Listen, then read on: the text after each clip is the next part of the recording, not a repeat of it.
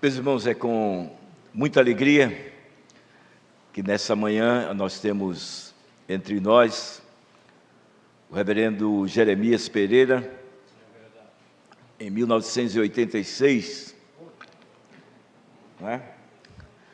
Nós estávamos ali em Vitória, na reunião do Supremo Concílio, e ali fomos instados a participar da Comissão Nacional de Evangelização da nossa igreja. Eu, ele, Hernandes, Seni, Josafá, Jonas Uski, Canelhas. E daquela comissão, não era somente uma comissão, mas nos tornamos uma família. E até hoje, quando nos encontramos, Cícero Ferreira da Silva, quando nos encontramos, realmente é sempre um motivo de alegria para cada um de nós. E hoje, ele estar aqui conosco, convidado que foi, será um dos nossos preletores da nossa conferência do Sesc Centenário, ali no Centro de Convenções de Salvador, no próximo dia 21. E hoje, aprove a Deus que ele aqui estivesse conosco para ministrar a palavra do Senhor. E que é com temor e tremor que convidamos o reverendo Jeremias para que ele seja um instrumento de Deus para abençoar a minha e a sua vida nesta manhã.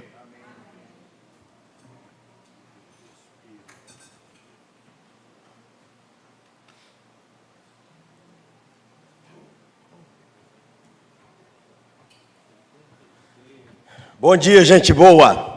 Que o Senhor Jesus abençoe poderosamente sua vida. Você que está conosco aqui, você que está online. E você podia repartir o link desse culto e orar por nós. E você que aqui está, volta para cá. Porque às vezes a gente está aqui, ó. Voou. Eu quero pedir licença para duas coisas. Primeiro, apresentar minha esposa e minha filha, Cláudia e Rúbia. Pode ficar em pé um minutinho. É quem manda lá de fato e de verdade. Obrigado. E quero saudar, com licença dos irmãos, a irmã Aldira e o santo varão, reverendo Edésio Cheque. Fiquei tão emocionado, irmãos. Tão emocionado ao vê-los. Encontrei o reverendo muitas vezes, mas eu me lembrei da primeira vez que eu o conheci. Eu era um pastor auxiliar naquilo que hoje em Belo Horizonte falamos carinhosamente a oitavinha. Pastor Wilson de Souza era o nosso pastor. Nós estávamos passando um tempo de buscar a Deus. Uma nova história, porque no final dos anos 70, nossa oitava tinha sido reduzida a cerca de 70 pessoas, entre crianças e adultos, e aí Deus enviou o reverendo Wilson de Souza. E depois, em 82, reverendo Wilson, eu estava lá, quando foi o reverendo Edésio, pregar no aniversário da nossa igreja. Emocionante. Louvado seja Deus. Queridos irmãos, vamos ler a eterna palavra. Por gentileza, vamos ler em pé. Você que está em casa, ó, não fazer café não, nem pipoca. Agora, ficar firme aí, beleza? E quem tem a Bíblia no smartphone, ligue sua Bíblia. E quem só lê no smartphone, eu quero dar uma sugestão. Leia sua Bíblia no papel. Por quê? O smartphone distrai demais a gente. A gente está lendo a Bíblia, chega uma mensagem, a gente... Só se você não parece comigo. Então, no smartphone, eu gosto de ouvir. Porque aí, ouvindo, eu posso até estar fazendo alguma outra atividade, deixa a palavra de Deus entrar na minha cabeça direto. Mas eu não estou implicando com ninguém, beleza? Lucas 24.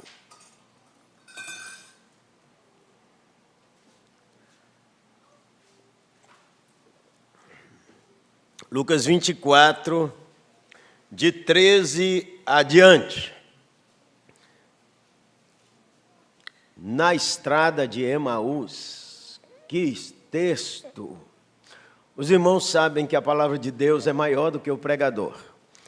A palavra de Deus é maior que o sermão.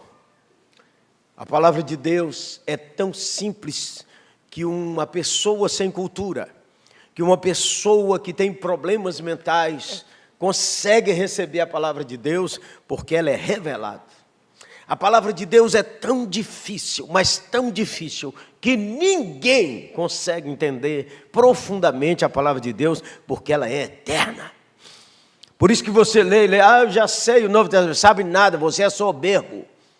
Toda pessoa que diz, eu já sei isso tudo, é porque ele não sabe quem é ele, nem sabe quem é Deus.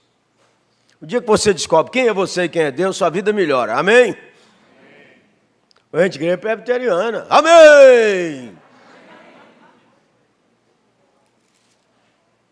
Naquele mesmo dia, verso 13, 2 deles estavam de caminho para uma aldeia chamada Emaús, distante de Jerusalém, 60 estádios, 17 quilômetros, diz uma nota de rodapé. Iam conversando a respeito de todas as coisas sucedidas.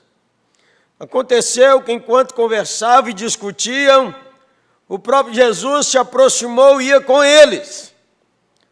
Seus olhos, porém, estavam como que impedidos de o reconhecer. Então lhes perguntou Jesus, o que é isso que vos preocupa? E de que ides tratando à medida que caminhais? E eles pararam entristecidos.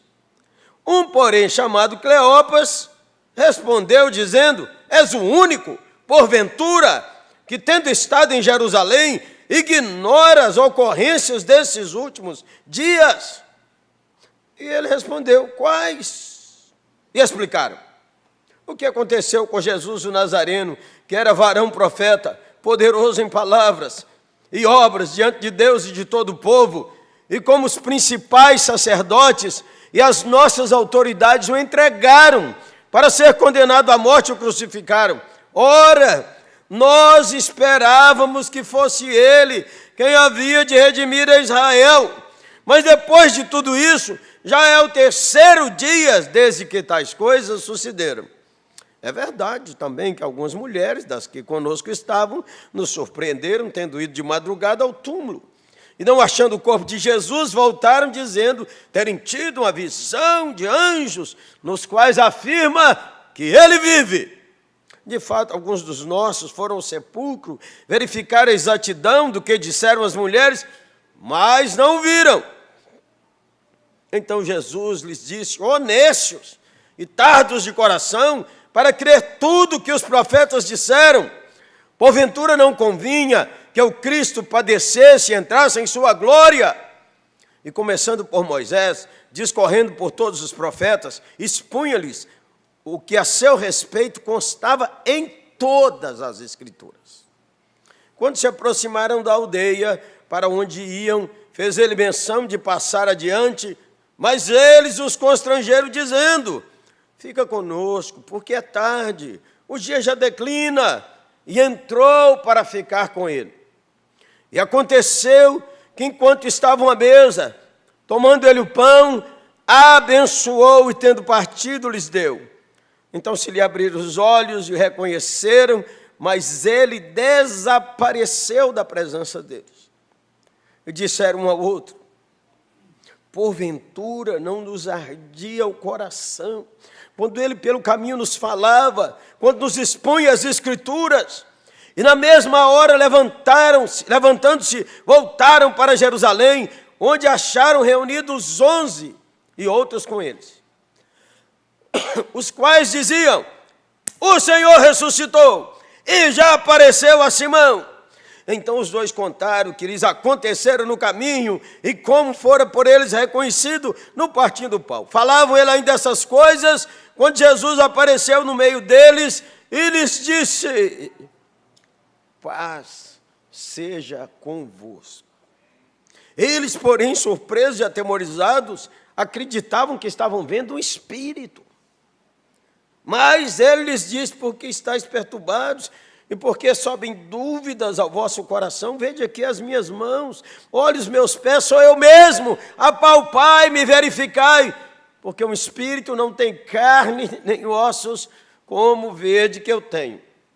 Dizendo isso, mostrou-lhe as mãos e os pés, e por não acreditarem ainda, por causa da alegria, estando admirados, Jesus lhes disse: tendes alguma coisa aí para comer?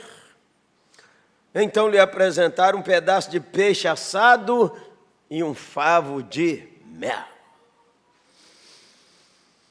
E ele comeu na presença deles. A seguir, Jesus lhes disse: são estas as palavras que eu lhe falei, estando ainda convosco. Importava que se cumprisse tudo o que de mim está escrito na lei de Moisés e nos profetas e nos salmos.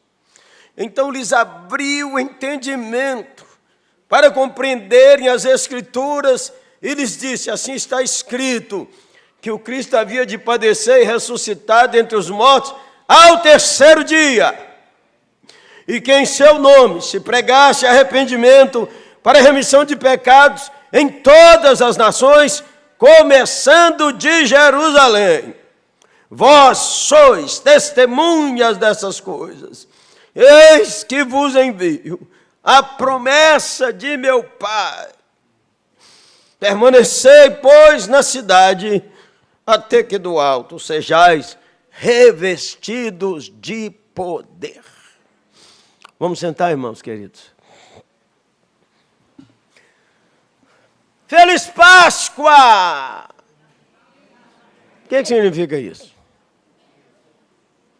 Ganhou chocolate? Vai dar de presente, comeu um pão diferente. O que é Feliz Páscoa? Feliz Páscoa é igual Feliz Natal, não significa nada.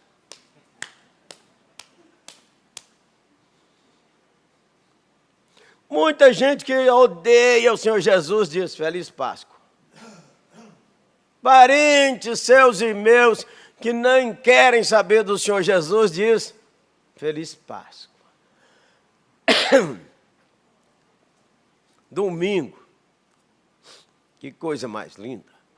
Qual é a última notícia que enche seu coração? Qual é? A última notícia é que a gente conversa depois do culto. Geralmente a gente fala do futebol, de como foi isso, como as coisas estão caras, a guerra da Ucrânia e da Rússia. E se for à noite, se o Bahia ganhou. Com as notícias que tomam conta do nosso coração. É domingo. O movimento em Jerusalém nesse fim de semana foi espetacular. Festa. Festa. Milhares e milhares vieram para essa festa. Os mercadores de Damasco, os que vieram do Egito, os que vieram de outros lugares. As ruas de Jerusalém estão em festa. Panos novos, lindos, véus maravilhosos, nunca vistos. Os que vieram da Baixa Galileia, que vieram também da Judeia, os que vieram do interior e que vieram das grandes cidades, é festa, porque na Páscoa também, todo israelita que não deu o dízimo, está trazendo o dízimo do ano inteiro. As caravanas vieram. E vem gente de Chipre, vem de longe, de Alexandria.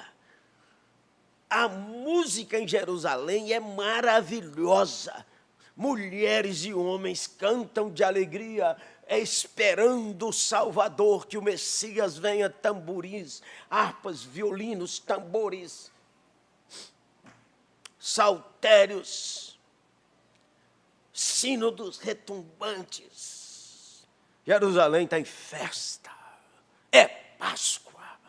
O povo vem celebrar o Senhor e reafirmar a esperança de que Deus não se esquecerá e mandará o Messias.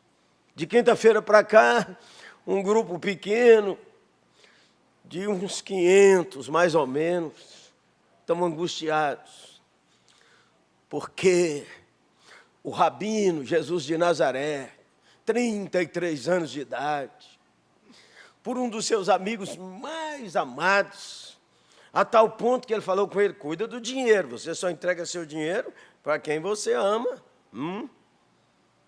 Entrega dinheiro para estranho não, entrega. Me dá a senha, manda a senha do seu banco aí para mim, beleza?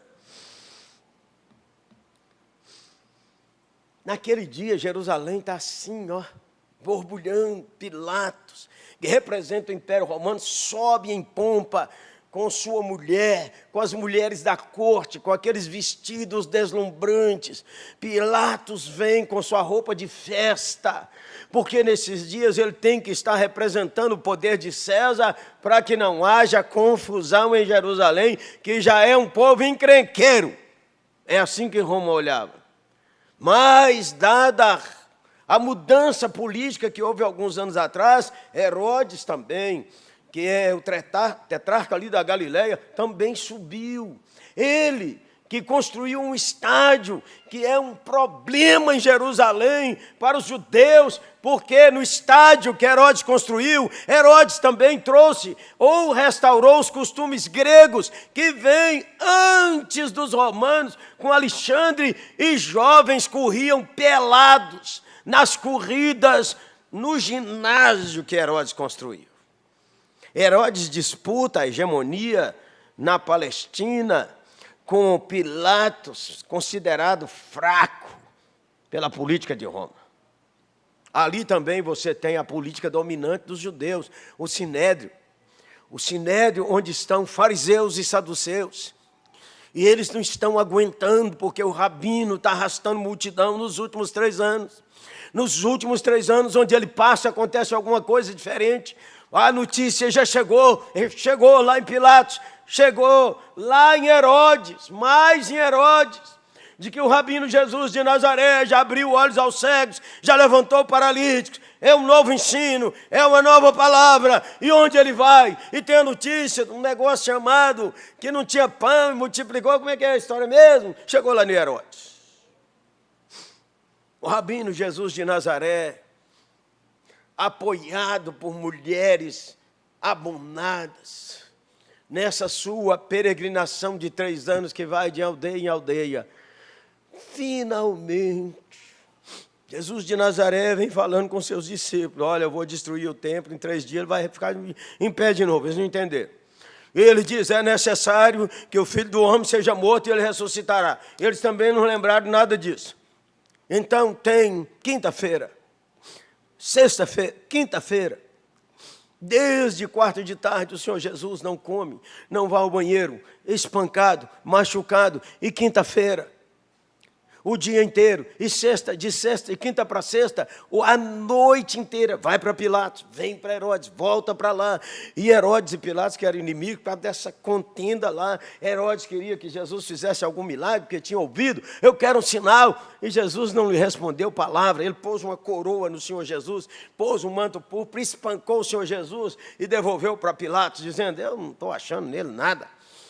E aí então, Anás e Caifás, os poderosos da época, disseram: ele diz que ele é o rei dos judeus.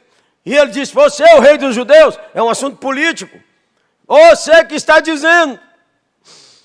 E a dona do Pilatos ainda sonhou e falou: não entra nessa confusão. Escuta sua mulher, viu? Não entra nessa confusão. Mas a opressão política em Pilatos foi horrorosa. E a pressão dos judeus, e a pressão disse: você solta ele, você não é amigo de César.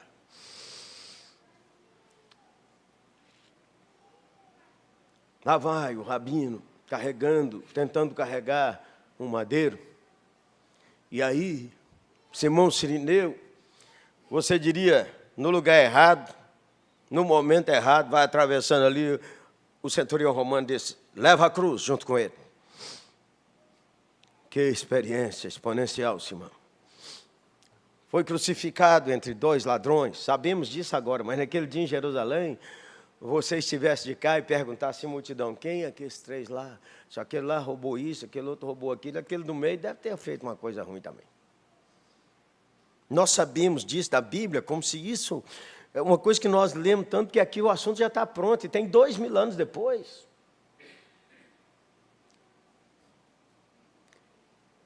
José de Arimateia, às 3 horas da tarde, sexta-feira, era a hora do sacrifício pelo perdão no templo. No Monte das Oliveiras, estava um rabino, o rabino Jesus, a multidão gritando: desce daí, ei, desce daí, você não ajudou os outros, ajuda você mesmo. Encolhidos num canto, os 11, os 120, as mulheres. E de repente, 3 horas da tarde, nós não sabemos a conversa que está tendo ali naquela cruz, só sabemos pelo Evangelho, mas nós não sabemos, só depois que ela foi narrada. E se nós estivéssemos na multidão, não saberíamos. Às 3 horas da tarde, ele gritou: completei! Completei, tetelestai!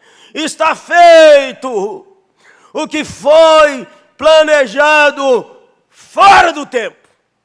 Porque o Cordeiro de Deus foi morto antes da fundação do mundo. Não foi Pilatos, não foi Anás e Caifás, não foi a inveja, não é Herodes, é Deus. Formou na história. Então não tenha pena de Jesus. Você é mulher de grande diz: coitado de Jesus, morreu por mim. Que coitado, ninguém toma a minha vida. Eu espontaneamente a dou. Você tem que dizer coitado de você mesmo. E eu a meu respeito. Às 3 horas da tarde, morto lá no Monte das Oliveiras, rasgou o véu na hora do sacrifício, no templo. O desespero do sacerdote, do sumo sacerdote. O que está acontecendo aqui agora? E o véu foi removido. E pelo seu sangue, pelo único sacerdote, o Cordeiro perfeito, agora nós podemos entrar diante do Deus vivo, todo aquele que crê, porque o sangue está sobre a sua vida, sobre a igreja, não porque você é piedoso, ou porque você é gente boa, porque você não é gente boa. Tudo que você e eu fazemos tem pecado, tudo.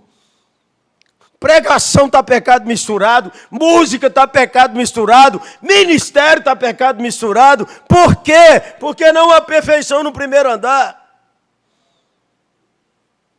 Então não gabe você do seu ministério, porque ele está contaminado. A única maneira do eterno receber o Deus Santo é por causa do sangue do Cordeiro.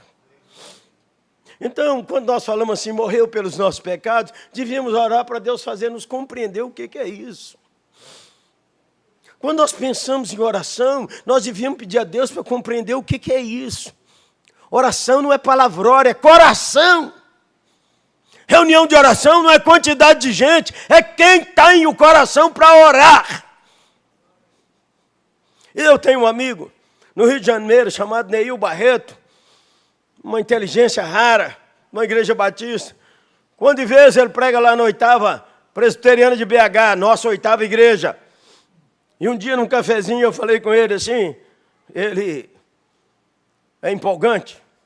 E, dada a amizade, a gente tem certas liberdades com os amigos no cafezinho, né? Então eu falei com ele assim: negão, qual o seu maior sonho? E ele com o café na mão falou: Gerê, meu maior sonho é ser um dos 3. Eu falei: o que é isso? Ele disse: o Senhor Jesus falou: onde tiver 2 ou 3 reunidos em meu nome, eu estarei ali. Pode ter 10.000 e não ter os 2 ou 3. Pode ter 100 e não ter os 2 ou 3. Pode ter 10 e não ter os 2 ou 3. Pode ter 3 e ter os 3. Meu maior sonho é que quando Deus olhar meu coração, eu seja um dos 3.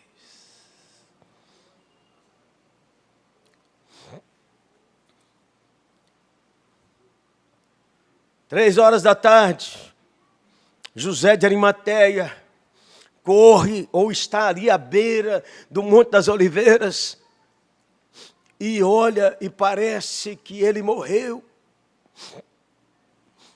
E aí José de Arimateia, um do Sinédrio, um político influente, corre a Pilatos. Pilatos recebe, ele diz, eu quero o corpo do rabino. Pilatos disse, mas não deu tempo de morrer.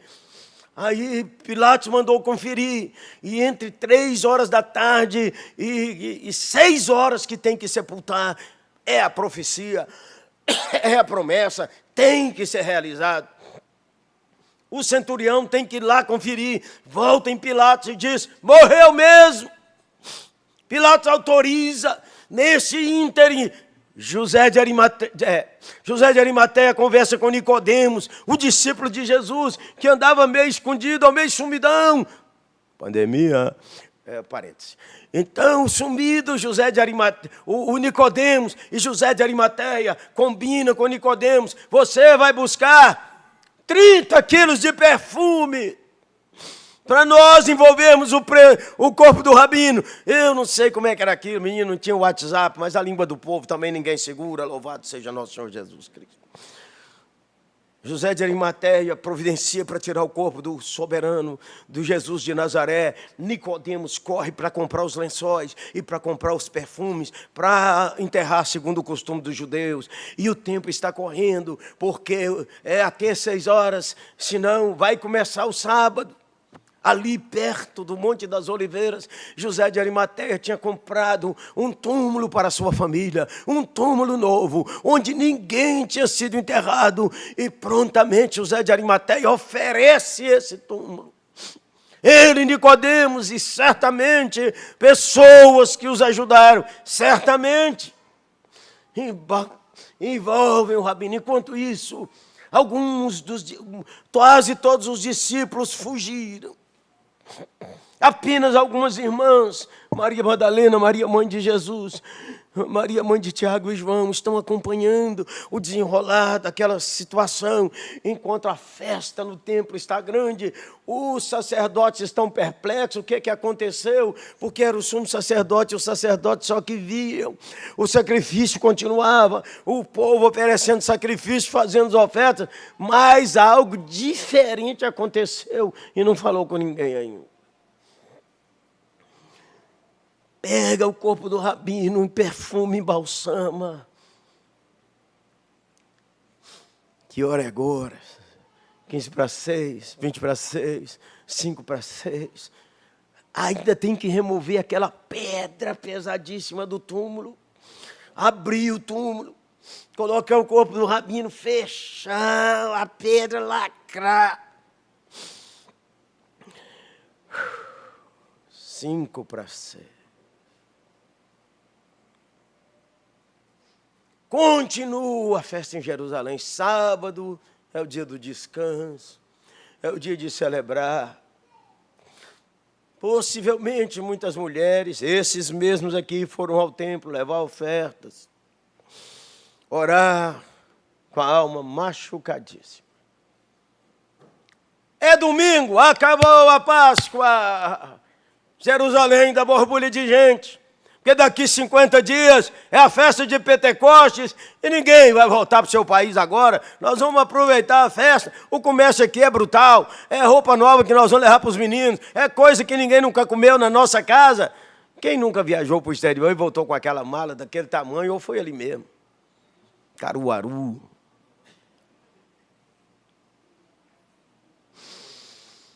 Domingo, morando a 17 quilômetros... Jerusalém, muitos peregrinos estão voltando para casa, muita. A estrada está cheia, a estrada está lotada de gente. Eles vão conversando e vão falando, e 2 vão assim com aquela expressão preocupada, falando. Aí um estranho se aproxima e diz, estou achando vocês 2 preocupados. O que foi? A preocupação é essa. E eles são mal educados com o estranho. Quando você está aflito, você é mal educado. Você é o único que não sabe o que aconteceu. Em Jerusalém, a conversa é só essa. Não é. Daí a conversa que ele foi crucificado e Anás e Caifás diz, resolvemos. Pilatos não tem como conversar com a mulher dele. E Herodes voltou para as festas. Já queria ver um sinal, mas fazer o quê? Vida que segue. Vamos aumentar os impostos. Caminhando na estrada. Qual é a última lição? Você não sabe de nada? Não soube que Jesus de Nazaré, aquele profeta maravilhoso, que fez o bem tanto, morreu crucificado, foi entregue aqui pelas autoridades, condenado à morte, o crucificaram. E nós achávamos que ele era a nossa esperança. Agora, também tem uma conversa de mulher aí que ele não ressuscitou. Mas sabe como é que é? Conversa de mulher, naquele tempo, conversa de mulher. As mulheres ganharam honra com o Evangelho. E o estranho, aí diz assim que eles pararam. Isso é emocionante a narrativa de Lucas, porque eles vão conversando, e aí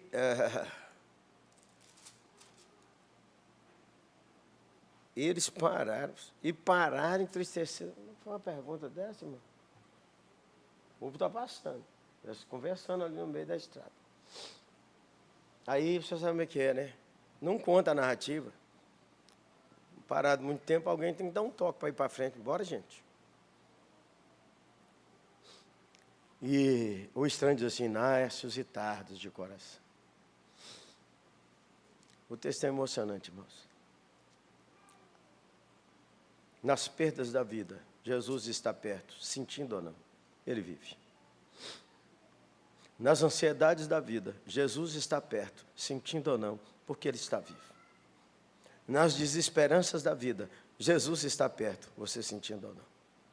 O estranho no caminho é o Cristo ressuscitado. O estranho que caminha com você, sentindo ou não, é Jesus ressuscitado. A ressurreição é espetacular. A ressurreição não fez bem a todo mundo, você percebeu? Não fez bem a todo mundo. Quando Jesus apareceu, e não foi só Tomé que pediu para ver, não. Jesus mostrou para todo mundo. Os crentes são cheios de superstição até hoje. Os irmãos que andaram com Jesus falaram, é um espírito. Estou vendo um espírito. Jesus falou, meu Deus. Ô, gente boa, pega na minha mão aqui para ver se esse espírito tem mão. E como eles não acreditaram, o espírito também não come. Eu nunca comi peixe com mel. Alguém já comeu aqui?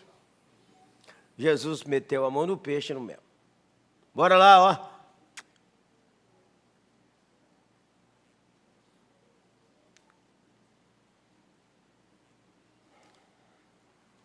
Dia da ressurreição, ceia do Senhor.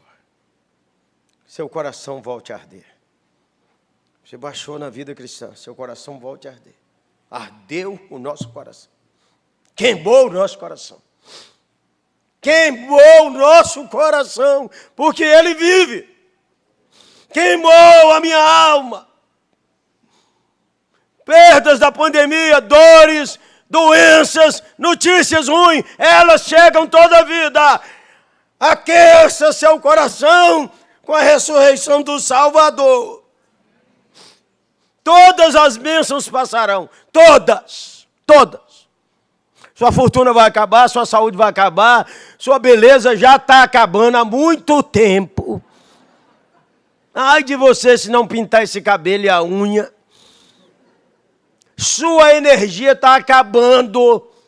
E você vai morrer daqui uns dias, porque sua senha está em sua mão e qualquer hora o Senhor Jesus diz, vamos embora. Então tem muita gente que quer a vida eterna, mas não quer morrer. Eu não entendi isso, não. Tem que morrer, porque o salário do pecado é a morte, é a ressurreição que fala da vitória sobre a morte. Que você vai morrer, pode tirar seu cavalo da chuva, vai. E não tem nada a ver com a idade.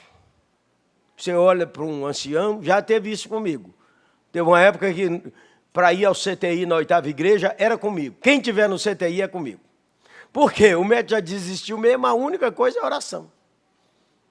Nós já orávamos o tempo inteiro. Então eu chegava lá, doutor, cadê ele? Já foi.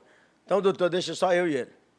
Ô, fulano, Jesus te salva, hein? Confessa no seu espírito aí. Senhor Jesus, se o senhor quiser dar uma colher de chá, faz ele respirar bacana. Aconteceu vários comigo. O médico já tinha chamado a família. Estava todo mundo reunido lá embaixo. O médico só deixou eu subir, porque já ia mesmo. O ancião. Pastor. É nós. O médico chegava e disse, deve ser porque a anfitedrina da nafitradina deve ter dado certo. Senhor Jesus. Também eu já acabei de orar e... vai morrer. Uma quarta-feira, o rapaz foi lá e disse, pastor, minha mãe está muito doente, está muito ruim. Eu falei, você já pediu perdão para ela? Já, e seus irmãos e todo mundo já. O que você quer? O pastor queria que ela partisse. Então, vamos embora. Senhor Jesus, leva a tua serva agora. Ela está pronta, não está? Está pronto. Amém. Quando eu estava no carro, quando eu cheguei em casa, o telefone tocou, pastor, Deus escuta o senhor mesmo. Minha mãe partiu, aleluia. Você vai partir, o povo orando, não orando.